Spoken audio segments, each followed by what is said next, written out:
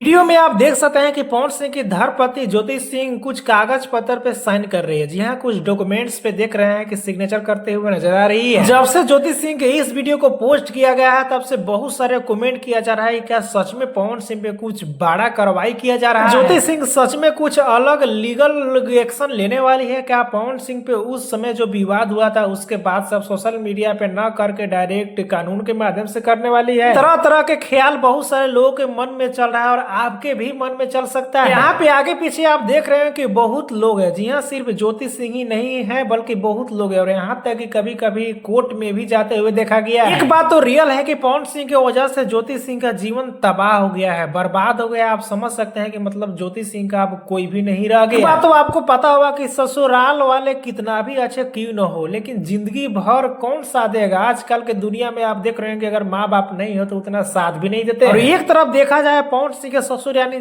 ज्योति सिंह के पिताजी का तो हालात उनका खराब ही रहता है। जी हाँ, हमेशा देखा गया है कि आप पहले जैसा स्वस्थ नहीं रहा। इसी वजह से ज्योति सिंह भी कई बार बता चुके हैं कि अब मेरा इस दुनिया में कोई भी नहीं रह गया, सिर्फ मेरे पिताजी सहारा बचे हैं, पर उनका भी कोई भी भरोसा नहीं है। बात इस डॉक्यूमेंट का, तो इस डॉक्यूमेंट को देखकर ऐसा नहीं लग रहा है, कहीं से प्रूफ नहीं मिल रहा है कि पवन सिंह के खिलाफ में कोई लीगल एक्शन ले रही है। अगर आप पढ़ने का कोशिश कीजिएगा तो उतना साफ साफ पता भी नहीं चल रहा है। हो सकता है कि ज्योति सिंह किसी चीज और के लिए डॉक्यूमेंट पे सिग्नेचर कर रही है। कि आप सभी को क्या लग रहा है इसके बारे में, आपकी पर्सनल राय क्या है नीचे कमेंट में बताएं। चैनल को सब्सक्राइब कर ले, फेसबुक को फॉलो करके तुरंत जुड़ जाइए।